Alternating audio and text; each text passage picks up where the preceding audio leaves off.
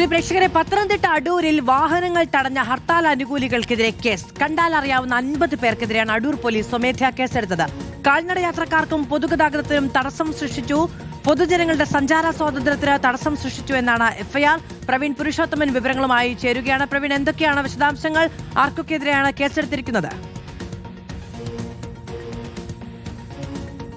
ഇന്നലത്തെ ഹർത്താലിൽ പത്തനംതിട്ട അടൂരിൽ വ്യാപകമായി വാഹനങ്ങൾ ഈ ഹർത്താൽ അനുകൂലികൾ തടഞ്ഞിരുന്നു. KSRTC സ്റ്റാൻഡിൽ നിന്നും ബസ്സുകൾ പുറത്തേക്കിറങ്ങാനോ MC റോഡ് വഴി പോകുന്ന KSRTC ബസ്സുകൾ സ്റ്റാൻഡിലേക്ക് കയറാനോ ഈ ഹർത്താൽ അനുകൂലികൾ അനുവദിച്ചിരുന്നില്ല. ഇന്നലെ പോലീസും ഈ ഹർത്താൽ അനുകൂലികളും തമ്മിൽ വാക്കുതർക്കവും നടന്നിരുന്നു. പോലീസ് ബലം പ്രയോഗിച്ച് ഹർത്താൽ അനുകൂലികളെ റോഡിൽ നിന്ന് മാറ്റുന്ന ഒരു സ്ഥിതിവിശേഷം കൂടി ഉണ്ടായിരുന്നു. MC റോഡായിരുന്നു പ്രധാനപ്പെട്ട പാതയാണ്. ഇന്നലെ ചികിത്സാർത്ഥം എത്തിയ ഒരു കുടുംബം, കുഞ്ഞിൻ്റെ ചികിത്സയ്ക്കായി എത്തിയ ഒരു കുടുംബത്തെയും അവർക്ക് പോകേണ്ട KSRTC ബസ്സും ഈ ഹർത്താൽ അനുകൂലികൾ തടഞ്ഞിരുന്നു. ഒപ്പം തന്നെ എൻട്രൻസ് പരീക്ഷയ്ക്ക് പോവുകയായിരുന്ന വിദ്യാർത്ഥികൾക്കും ഈ ഹർത്താൽ അനുകൂലികൾ തടസ്സം സൃഷ്ടിച്ചിരുന്നു. അവരുടെ വാഹനവും KSRTC ബസ്സും തടഞ്ഞിരുന്നു.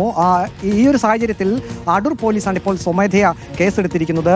ഭാരതീയ ന്യായ സംഹിത 285, 189(2), 191(1), 191(2), 190 വകുപ്പുകൾ പ്രകാരമാണ് കേസെടുത്തിരിക്കുന്നത്. പ്രധാനമായും കാൽനട യാത്രക്കാർക്ക് തടസ്സമായി, ഒപ്പം തന്നെ പൊതുഗതാഗതത്തിന് തടസ്സം സൃഷ്ടിച്ചു, ആളുകളുടെ സഞ്ചാര സ്വാതന്ത്ര്യത്തിനും ഭംഗം വരുത്തി തുടങ്ങിയ കാര്യങ്ങൾ സൂചിപ്പിച്ചുകൊണ്ടാണ് ഇപ്പോൾ അടൂർ പോലീസ് ഹർത്താൽ അനുകൂലികൾക്കെതിരെ കേസെടുത്തിരിക്കുന്നത്. കണ്ടാൽ അറിയാവുന്ന 50 പേർക്കെതിരെയാണ് കേസ് രജിസ്റ്റർ ചെയ്തിരിക്കുന്നത്. പ്രവീൺ പുരുഷോത്തമനാണ് വിവരങ്ങൾ നൽകിയത്. നിതിൻ രാജിന്റെ മരണവുമായി ബന്ധപ്പെട്ട ഇന്നലെ ദളിത് സംഘടനകൾ നടത്തിയ ഹർത്താലാണ്. അതിൽ ഹൈക്കോടതി സ്വമേധയാ കേസെടുക്കുന്ന സാഹചര്യമുണ്ടായിരുന്നു. എടുത്ത കേസുകളും ആളുകളുടെ എണ്ണവും അടക്കം DGP തന്നെ കോടതിയെ ബോധിപ്പിക്കുന്ന സാഹചര്യമുണ്ടായിരുന്നു. ഇപ്പോൾ അടൂരിലാണ് ഈ സംഭവം ഉണ്ടായിരിക്കുന്നത്.